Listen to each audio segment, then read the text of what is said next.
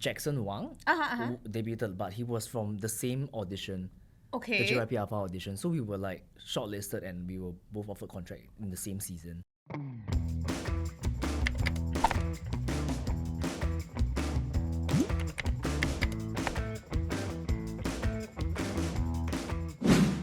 Hi guys, welcome to today's episode of Asula, and today our guest is someone I found out about because my intern told me about you. Your intern. Yeah, my intern, and she was like, "Oh, I know of this person, like this Singaporean who joined this Chinese survival idol show," and I was like, "Huh? Who is this person? I've never heard of a Singaporean joining Yeah. a reality show, right?" And then she showed me her profile. I was like, "Oh my god, let's like have a conversation with him lah," because I think that's like super interesting. And for some context to everyone out there, survival shows are very big in like the Korean entertainment Korean, industry, yeah. right? And I think very popular ones are like Produce 101, where like hundreds of idol trainees, people who want to become idols, compete in the show, and then they debut like maybe like 8 people or something at the end of the thing. to 11, depending Yeah, lah, depending on the show, right? And then China picked up on it, and then they had their own version Yeah, of their the own survival twist, show, correct. and one of them was like Youth Is You, and I only know of this because of Lisa. Lisa. Yes, Guessed it. because of Lisa. And so when I found out that our guest today had joined one, I was like, well, it would be super interesting to hear about his experience on the show and like why you chose to go there and everything. So without further ado, I'll let him explain rather than me rambling on and on. So please welcome our guest, Alfred. Hi, I'm Alfred. So very happy to be here sharing with you today. Yeah. Okay, nice. So, tell me more about yourself besides your name. What else, like, how old are you? What are you currently doing now? Okay, so I'm actually turning 31 this year. I've been singing and dancing for dancing actually for like 12 years. Okay. And I only picked up singing maybe like 6 years ago. Yeah, so I've been doing this for, I would say maybe like properly for about 5 years now. Okay, nice, Yeah. nice. So based on my research, like after my intern kindly told me about Yeah. you, I was like obviously going to stalk your socials and Yeah. everything and like what is going on. So I saw you had like a highlight series of Ah, like yeah, the yeah, show. yeah, correct. So I was trying to find out more. Yep. And then I also found out that you joined a very long time ago this very kind of like known audition in Singapore.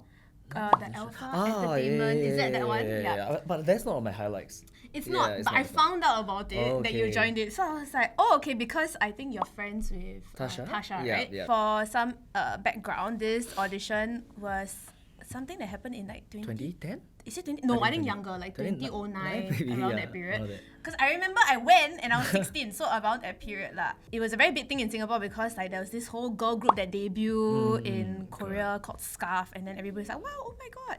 And you joined that and then you were selected. Correct. Was it? Okay. Yeah. Maybe tell us a little bit about that first, because like what made you even want to join this audition or like Okay. want to be an idol in that sense? Back then, I think 2009, right? About Yeah, so that was 29, like 09, the 2010. second Yeah. or first year that I started dancing. Okay. Yeah, so I was very, very new, and I've always loved singing, but again, I was very shy, so I've Yeah. actually never sang in front of anyone. So when one of my close friends, she's a dancer, and she's very into the whole K-pop scene, I see. and she told me that there's this audition that's coming up. I only went because mainly to accompany her actually. Okay. And with the goals to actually just put myself in an uncomfortable situation and see how I would perform in that, Right. stressful environment lah. When I went, I actually had zero knowledge about K-pop. I also didn't really know what JYP Entertainment was. Oh, yeah. is So I it? just went there, and it was just like a quite overwhelming experience, because when I went there, then I realized how many like thousands of people were there. Yeah, and I prepared only one song to sing, and I didn't prepare dance at all, because even though I was a dancer, but I was just like, okay, I want to really just put myself in a situation whereby I will be stressed lah. I only realized how big of a scale this thing was that very night after the audition, because they told us that those shortlisted people have to go to MBS for this like media event. Oh my god. And then I okay, realized like there were only 25 people out of like 3,000 over people that were shortlisted. Yep. I got scared, obviously. I Yeah, was like, yeah. what did I sign up for? So, and I was just very shocked, At the end of the different stages of the competition, then me and Tasha, we were offered a full-time contract to move to Korea. Prior to that, we both took part in this K-pop teenage dance competition. Oh, okay. And she was also the only one in the group that doesn't know K-pop. So we were from very, very similar backgrounds. Oh, Correct. oh my so god. we hit off immediately, like Right. on the third day when we had to attend the media thingy. Yeah. After some back and forth, then the team in Korea was like, okay, why don't you fly up? We'll fly you up for a short training period. Okay. And then you can see if you are okay with this lifestyle. So we agreed and then we went. So after discussing with my family, with my my school as well, I decided to actually stop my school in third year.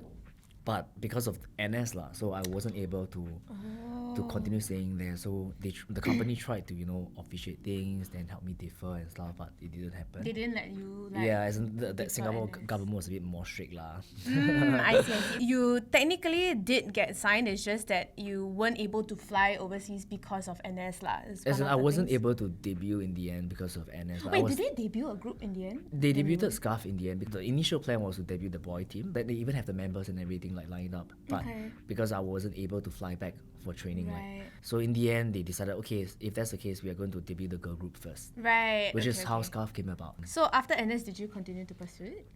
No, yes and no. Okay. I continued dancing. Yeah. So I that's when I started joining old school for a lot of classes, recitals, like annual okay. recitals and all. Started doing a bit more covers as well. Yeah. I received a text like from my Korean manager. Yeah. That hey, your NS period should be up. Like, do you still want to come back? I didn't really hesitate, but I was just like, I don't think so. Okay. So I was willing to like give out the opportunity, and I feel like my time in NS, because when you're in NS, one of the things that you are mingling with a lot of like local buddies and all. So a lot of their opinions and things that they share actually kind of shaped the way I think. Yeah. So I just felt like, okay, the right thing to do now as a Singaporean guy at that age was to either start working or to further my studies. I see. And I felt like, okay, the right thing now, the next step is to go for my uni lah. Right. So that was what I did right after Right. NS. So wait, so do you go to Korea for like a short training Yeah, period? I did. Oh, you did. Okay, Yeah, so how yeah, was the yeah. training like in the company for that short period? It was fun, I think, because back then, there were a lot of adrenaline. Yeah. Everything was new, and it's just singing, dancing, language, acting, and they teach you kind of like on your mannerism and stuff like that.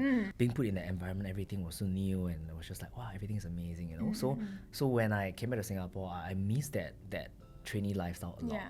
Yeah, I miss having the space that you are forced to, in a way, to really like push yourself. So timeline wise, for everyone who might be a little bit confused, is you went to audition, then you got in, and then you went for like a short training period, Yeah. but you had to come back to do NS. Yeah. And then you finished NS, and then you went to uni. Yeah, correct. Okay, very good. So put it Thanks for simply summarizing, everybody. yeah. No worries. Coming back to like the point of why I wanted to ask you for this video, right, is because of this Chinese survival show. Yeah. So what suddenly made you want to join a Chinese survival show? Okay, I feel like it was a process. Okay, sure. So first thing I felt was something that reignited the passion in me was when I watched Scout debut. Okay. So I felt watching Tasha on screen, she changed so much and like in the most positive way possible. So I was very envious of that. I felt like, oh, I wish I had an environment that is able to shape me, to be the best version of myself. Yeah. So that kind of reignited like the fighting spirit in me a bit. Yeah. I started joining more competitions. So in fact, actually the first competition I joined was like The Voice. Okay. By like there was just like Singapore and Malaysia, like The Voice. So that was my first time actually standing on stage and then doing all this after the whole Korea incident. Once again, I went into that competition because one of my best friend Minhua, like he forced me to go. He's just like, okay, like you have been like coming out of your shell and this is the next step. And I came out like fully understanding right now what I want to do. So I felt that was like the first stepping stone for me. Right, right. And I realized after that, like I was just really like hungry for opportunities to perform.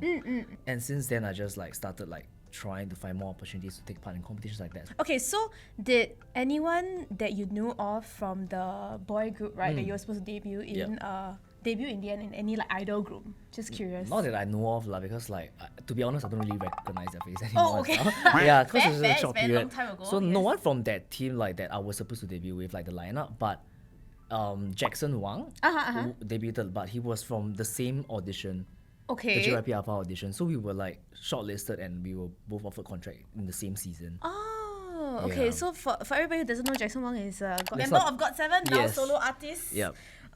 Very famous. Used to be Olympic fencer. Everybody. Yeah. Oh, so did you ever speak to him at that point in time? We did have like some exchanged like over text. Okay. Yeah, I think it was Facebook back then. Was it Friendster? I don't remember. Oh, Friendster. Was it Friendster? I don't That was so remember. long ago, Then but maybe yeah, Facebook. I'm not maybe sure at the Facebook, maybe timeline. Facebook, Yeah, okay. but like we did like exchange some texts, and then after that, even after he debuted, like there were some conversations that like.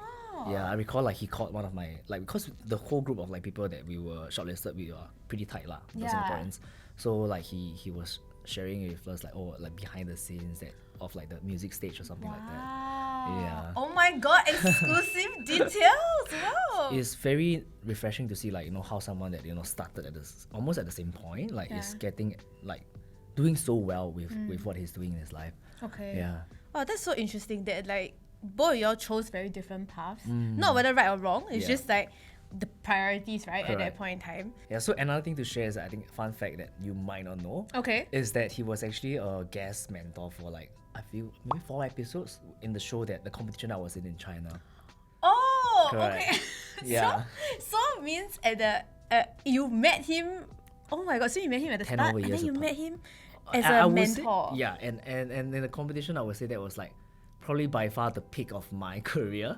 But he was really at mentor like level. Yeah. So it's kind of like a full cycle moment, and back then a lot of like because like the trainees they sort of know about the story because it was brought up in China during interviews. Yeah. So they would keep asking me how do you feel like seeing him, and I think even in the edits when if you watch it right they would have cuts of like me performing and then Jackson like Oh my looking. god, for real? And I don't know why, like the performance is not exactly like sad or anything, but they would take like edits of him looking quite like emotional. So watching back, I thought it was quite funny, like it didn't really. Wait, I did. Yeah, Did yeah, he yeah. even know that they were doing this? And like, did you even speak to him on the show? I didn't, but the script writers kept encouraging me to like like hey speak to Jackson or like Okay. they wanted to lead to that, but I wasn't very comfortable. Right. Yeah, because pretty sure as in like, it's been such a long time and he's met so many people. I don't think he recalls any of that. Right. And honestly, even if he does, I don't feel exactly comfortable Mm. because at that show, as in like given the boundaries, he was a mentor, so I feel like Yeah. there were still certain like lines that I have to draw. Like respectfully correct, for sure. must maintain the distance. I see. Yeah.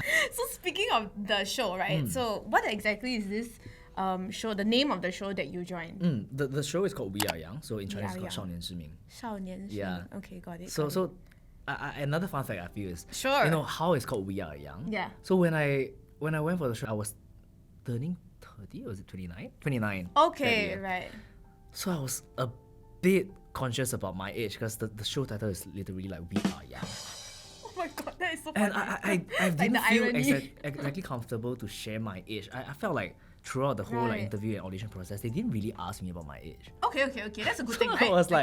I was like, wait, like, do they know? Is there a age limit to this thing? Like, do they know that I'm 29? I was quite concerned actually. Correct, because Yeah. most of the time, like idol trainees are Correct. usually very young, and Yeah, like yeah, yeah. I think when I watched, there's a recent survival show called Girls Planet 999 Yeah, or something, right? There that's were nice. girls who were like, oh, like they're 24 and this is their last chance to debut Yeah. kind of vibe, Yeah. and I'm like, okay. So when you Yeah. mentioned it, I'm like, oh, that's like very interesting point that apparently they didn't pick on it lah at that point in time. At that point, no, but once they kind of like script it a little bit more, they're like, okay, your story is like, oh, you're the oldest contestant here. I It is your see. last shot. I see. And you have connection with Jackson Wang. So that was kind of like I the see. storyline I felt that was carried throughout lah. Okay, got it. So when you signed up for this, how did you go about it? Like, how did you even find out that this competition existed? I just found it on Google. Like you Googled? Yeah. You're like survival show auditions, and then like it Really, came like up. time to time I'll just do that. Oh, okay. So it was like a constant lookout thing. Okay. So when you flew to China, when did this whole competition take place actually? COVID. Oh, 'cause like 2020. COVID. Yeah. So and back then we don't know about COVID much, Yeah. So I went right into China Yes. during March. That was like the peak of their COVID. And Yeah. Singapore was still pretty safe back then. Yeah. So I was there from March. Lor. Wow. Okay. So tell us a little bit about like your journey as a idol trainee over there. I think, okay, I mean for people who are interested, they probably want to know what is the life like whether it's really scripted. I mean, we did establish that a little bit, like the lifestyle every day. Like what do you Yep. do every day? Like do you just go on a show and then like you stay in your room, or like what was the situation like? Because the initial part is like the pre-training part. Okay. So we spent actually 2 months in this, they call it 封闭式训练, means it's like you are like quarantine training. So they have this entire hotel like desk for them. Okay. So you just okay, this is your room number, go there. You go there and then you're just waiting for news. So maybe the Okay. next day they're like, okay, and of course, given that was during COVID, so they Yeah. were just taking everything's a bit slower. Yes. Next thing you know, oh, you have a roommate, and the Oh. roommate turned out to be your teammate for the Okay. first Oh. debut show. Okay, okay, okay. Yeah, I and see, I everything see. is because you want to keep the element of surprise. So Yeah. you don't really know like who are your teammate, like what kind of like item you're doing. You don't have a choice in that actually. Okay. Yeah, I'm so, sure lah, yeah. So that was one thing that actually affected me quite greatly in the start Okay. because we were told to prepare, certain stuff like your talents and stuff. But when we got to China, you actually don't really have any say. Like so whatever you were preparing, they can just say, oh, it's okay, we are going to do this instead. Ah, okay, okay. And Imagine- we were oh, not allowed gosh. to interact with anyone. Ah, not even your team? With our teammates, because we are training together, So it's but okay lah. we go back to our room for lunch. So everything else is in the room. Once you go back to the room, right, you can't even go to my teammate's room. So I can only be in the room with my roommate, who happens to be my teammate lah. Oh my god, but you and your roommate okay? Yeah, we hit off well. Thank goodness. Yeah, exactly. So at that point, we still had our phones. Okay. But we were not allowed to order anything because it was a hotel. So whatever you order, you just be stuck at the lobby and they will not give it to you. Even like when we take the lift to like our training, the manager will come to your door and then knock, then you come out. Then you have to wear your mask because they didn't want us to see anyone. Oh my god, it's a prison. So even if like eh. and I heard like some Thai accent, I just wanted to say, I was like, hi, like you're the guy from Thai, and we couldn't see each other. But then they were like, 不能说话. They're like, you cannot talk. Oh my Then I asked them why. Then they said like, you cannot get to know each other until the show starts. So that my they want to keep everything documented in a setting whereby Understand. when we first have conversation, if anything is good for editing, they are able to use that. Right, right, understand. So like understand. I was just like, oh, I just want to make friends. Like it's been a while. We only knew like that we were starting to go into like the filming because they suddenly like raided our rooms and collected our phones. Oh my god, that is really like what I would assume a survival show Yeah, would be like lah. yeah. But it's just I think the points that you mentioned, like the cannot see anybody, cannot even talk to anyone. That was quite intense for me. Yeah, that one is something that I would not have expected because like I mean, what's wrong with like having communication? But I guess I can see from their point of view why they wanted to keep it like that. But it's just wow, you really don't know what you're Like signing you up for. lack like human interaction in that Yeah. situation. So the first time that we actually see everyone was they brought us to this huge like production house. Like, Okay. Really huge. So when we enter this huge space, right, there was like those like Produce 101, they have like huge on theme songs. Yes. So they tell us, okay, your mission in the next 3 days is that you're going to film an MV for the theme song. Oh. So I was like, oh my god, like even now, like talking about it, you see, like I have goosebumps. Okay, okay, Because like okay. those are moments that like make me really live for this. So I was just like, oh my god. Then we go on the stage and they said, okay, right now we're going to audition for who is going to stand in front. Oh my god. I was like, what an audition! I didn't right even know. now. Yeah. Oh my god. Because we've been the past like 10 days, we were given a mission to learn the theme song. Everyone has to learn the theme song. Okay, okay. Yeah. So they just said, okay, 10 by 10, you're gonna come up and do. Wow. So when you did the theme song and everything, right? Mm. I saw in your stories that you actually managed to get like one of the top spots for the Correct, theme yeah. song, right? So how was that for you? Feeling that that you actually I was managed quite to get that. Surprised, to be honest, because for the 10 days prior to that MV filming, right? Yes. We were split into like A, B, C, D, and I was in D team. Okay. Team D. Okay. So people in Team D, they are newer people with not much experience. Right. So when I looked around me, like everyone couldn't really dance, and Okay. the choreo is really quite tough. But when I saw Team A and B, supposedly people that are very, very good, they didn't really perform as well as I thought. Okay. So, right. very frankly, based on the dance skill itself, I was confident that I'm going to get a spot. Okay. But when they started announcing who is going to stand in the spot, right, I was like, oh, okay, this is not right. Because it was people that I know of that are like maybe popular, but I was like one of the last few names called. Oh. Yeah, and, nice. and when I looked around, I was like, oh, everyone is like from other big company or like they've debuted before or like they've joined like previous seasons of the show. So I felt very humble lah. Like, over my time spent there, because we're training every day, I gained a lot of confidence. Okay. So I recall once like they were just saying like, anyone is confident to show the choreo, I raised up my hand without hesitation. And that wasn't me. That was not how I've always been in old school recital and stuff like that. No, it's like you keep quiet. Yeah, like, let but other I people was surprised do. that I did that. I can't believe that I actually stood up Yeah. without even thinking. It was like in front of like 50 over people. Nice. Yeah, so I believe that helped me secure my spot in the zone A when we were performing. So zone A, basically they split us into like 4 zones Yeah. as well. So most of the people from Team A got into Zone A lah. It's like Needless to say. the front Like center the front, in the correct, camera. correct. So you get to, for Zone A, you get to dance like the full 4 minutes of the song. Oh, yeah, like the stars of Correct, the show. correct. I get it. Like on the survival shows, it's always by ranking, right? Correct. So speaking of choosing the people, and you're talking about the zone A, zone B, everything, all this kind of thing, right? I think one of like the common controversial things in survival shows is that people always say if you're from a big company, likely the chances of you getting to debut is much higher, or you get more screen time and things like that, or if you know someone famous, based on like what I've observed from other Korean shows. When you know in the Korean shows, then like they say JYP Entertainment and Yeah, the everyone's idol, oh my god, JYP! Everyone will stand up and like, yeah, Oh my god! correct. Like everybody will be like damn hyped for the trainee to come out, right? Yeah, so is it the same or kind of similar in China as well? Definitely, I would say naturally I feel people with companies, right, they are taught to behave a certain way more I so. see. Example, big company people, they tend to get a little bit more screen time only because they know how to answer questions. Yeah. So when like, let's say we are doing interview, they know like the sentence that needs to be recorded. Right. You know, when you're from big company, you are so well prepared. You're able to, put on your best front. So there was this one day that I think we finished training. I was together with one of my teammates for one of the challenge, and I told him, hey, I think you make a very great like leader coordinating and stuff. Like, are you sure this is your first time? And then he commented. I thought it was like, oh, we have a connection. Like, you know, thank I just you. wanted to really like praise you. Hey, like tell you like you're doing well. Yes, you know? yes, I understand. And his reaction was just like, oh, thank you, but can you say all this again tomorrow, like in front of the camera? And then I was just a bit like, oh.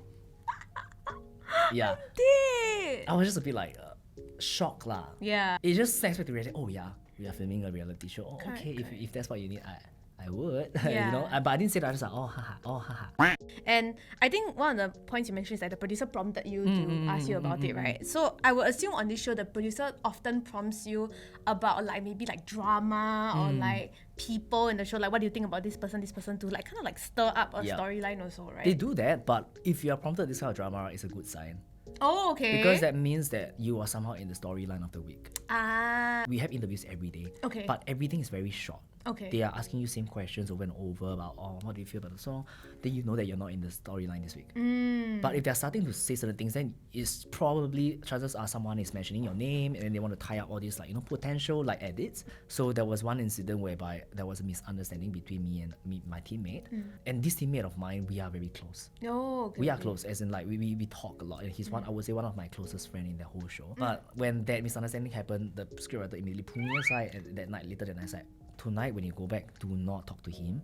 We are going to come back tomorrow, 7 a.m. call time. We are going to talk about this thing. Do not tell your teammates. And I was like, how about they are my friends? Yeah. I'm not going to make him feel like he's blindsided. Yeah. Like I didn't want him to feel like I was throwing him under the bus. Right. So I felt like it was on me to still at least, as friends, tell him that, hey, heads up. So those were moments that I didn't exactly enjoy, I feel. Especially I'm someone that cherish like the friendship and the bonds that I create there. Like, you it's couldn't not really really like be just about the yourself kind of competition. thing. Understand. So I feel like putting me in that situation kind of like just doesn't really sit well with me lah. Understand. Well, I mean, like, there are some like pros and cons of it, right? To be honest, I'm quite surprised by quite a number of things, and I did not expect it to be that way. But I guess that's what a good production does, right? You don't know the behind the scenes of everything. At the end of the survival show, what place do you come in, and like, how did you feel about the ending? Was it something that you were satisfied with? Yeah. Was it 28 or 29 or 30? Like top 30, is it? 30? Oh, Yeah. How would you know? She produced the thing. Oh, Yeah. towards the end, honestly, like most of us, to be honest, didn't really care about the ranking anymore. Oh, Because okay. again, it's very obvious lah. We knew. Who were So it's just a going matter of time. It's just like how long they need to keep you in for, like how involved are you in the storyline, which is why I don't really remember which ranking I was. Thanks for telling me I'm 30. Oh, yes. Okay, yeah, I was very happy with like where I was. Like I wasn't sad or anything. In fact, I felt like it was like a very happy graduation. Aww, Yeah, and that's good. if anything, I was just surprised that I actually went all the way to the finals. But that's amazing that you made it all the way. Yeah, And how many it's quite- contestants were there total? It started with 100 over and then to 84 and then slowly cut. And then top 30, I would say like amazing, I was very beautiful, lucky, yeah. good job. Thank you. So at the end of this competition, right, do you see any like growth or change within yourself that didn't happen before like the competition? Within myself, I feel like the biggest thing that I got out of it is really like the change in mindset, I would say. Okay. And self-confidence. Okay. Why I would say like the confidence part is more of like watching myself. To be honest, like if I mentioned about The Voice. Yes. After that, I also went on Jungle Voice. these are performances that I would never actually want people to see. At that point, I feel like, okay, maybe I don't have enough training, or I was so introverted. Like, I always have stage fright. So much so that, like, when I'm performing, I know it's nowhere close to what I can do. I see. So I'm never proud to show that, but I can bring up any performance that I've done in China and look at it and like, hey, look at this, like, this is me. So that's one of my biggest takeaway. Another thing I had is a mindset, because, you know, all these younger contestants, they come up to me and say, oh my God, like, you're the guy that is like almost 30, right? Like, early stages. They were like, wow, I really wish that I would have your determination when I'm at your age. You know, actually you're inspiring me, because I just started doing this for like 2 years. And sometimes I feel like giving up. But looking at you, you know, you're an inspiration. So that was the first time I actually heard it in my whole life. That I could just inspire someone solely based on what I love doing. You know, so it made me feel like I need to stop being so hard on myself with my age. And, you know, in the past I used to label myself as stubborn. Yeah. But after I came back from China, I changed the label to determined. Okay. So I would say that is like the biggest change in mindset. So two things that I really take away most from is just the confidence and the mindset, I feel. Understand. So mentioning about like this like new motivation and like drive that you have and like change in mindset and everything, like when you came back to Singapore, was there any like upcoming projects or things that you really wanted to do to like push yourself as like a performer or entertainer in the industry? One thing that I was set to do back then was because I flew to Beijing and Guangzhou for auditions for the upcoming the show with Lisa. So wait, the Indian cancel, is it? Yeah, as in because I couldn't get my visa. When that happened, I was like, okay, you know, this is how COVID has changed everything lah. So I just need to come to terms with that. So I was like, okay, since this is a situation, I should take advantage of it, and I want to be based in Singapore now, at least for now. And the next thing that I could see myself doing was to then start doing my own content. Okay. So that was when I sat down with my producers and started to write my first single. So I was like, okay, I'm not gonna just be known as the person that takes part in competition. I don't want to be known as just I'm still waiting for opportunity. I want to make that for myself. Right. Okay, so tell us a bit about your debut single. Okay, my debut single is titled Vampire Chongshen. It is actually a Mando pop. Okay. It's a dance track. So when I was doing this song, to be very honest, I wasn't too sure which concept defines me as an artist. Should I be truthful to myself? The genre I love is just dance pop. So it was a lot of internal struggle and all that. So I decided, okay, if this is gonna be my first single, it has to be something that encapsulates me as a person. Yeah. So I decided to go forward with like a Mando dance track. So everything that, you know, has led up to that, from my journey in the JYP all the way to the China competition, I feel like I'm ready to show people who I am as an artist. Yes. Okay. Right. So I thought that the idea of rebirth, the idea of like being a vampire is very interesting. So I was just like, okay, now I'm ready. I'm gonna come out of this coffin. You know, it feels that way. Okay, it's like I'm reborn. I can feel the vibe. Then I can see that you are very like enthusiastic about this also, which is like amazing lah. So any upcoming plans for your future career besides, because you just released your debut single, right? Any other upcoming plans that we should look out for? So in the year of 2022, I'm still looking to release another dance track. Okay. So it's already in the writing. I'm hoping to, of course, release also like a ballad, like just to show different sides of me, and like also show that I want to explore like different concepts as well. So that's something like it's a personal goal lah. But I will be doing more songs. So I want to be a lot more like open to exploring acting as well. So that will be something that I will be also doing a little bit this year. Okay. Nice. Just final question to like kind of wrap up. This one is a bit of like a, I don't know whether insensitive question lah. But you know, you mentioned you're like independent artist and you're doing all this on your own. Like, how do you manage like your finances, and like, is this even a stable career for you at this point in time? I would say it is sustainable. Okay. Sustainable, I think partly also because I am very low maintenance. Oh, okay. I'm like super low maintenance. Honestly, in Singapore, especially when you have no label and you're relatively new, there are a lot of struggles that we have to face. One of the things, obviously, is like, if you don't get any jobs and everything, then it's very hard. And especially where I am right now, I'm trying to expand my team as well. Like with my stylists, my people. So they are all doing it in our favor and everything, but there comes to a point where I feel like I want to be able to provide for my team. I want to be able to pay back the kindness and be able to give them jobs as well. I understand. So that is what I would say I'm struggling a bit with right now. Okay. Understand. Thank you so much for sharing. Thanks for having me. I've learned a lot through your journey, and I only wish good things for you for the future. Thank you, you too. Yeah. Oh wow! Thanks. Of course, Thank you. Oh my god. With that said, thank you for joining us today. Thank you. Thank you. And if you guys have any questions for Alfred, you can link the socials will be in the description box. Please drop him a follow, drop a like on his YouTube channel, on his new music video. Comment on his music video, say like I came from Zula. Yeah. Hey, please oh do my so. god, go and comment. love to I'll see go it. and like Yeah, also. Please You will be support the him. first one, yeah. Yeah, I would like the comment. And if you guys want us to interview anybody else on future episodes of Ask Zula, please leave it in the comment section down below as well. Or you got any interesting friends next time want me to interview? Also, let me know I would lah, love okay? to, yeah. Of sure.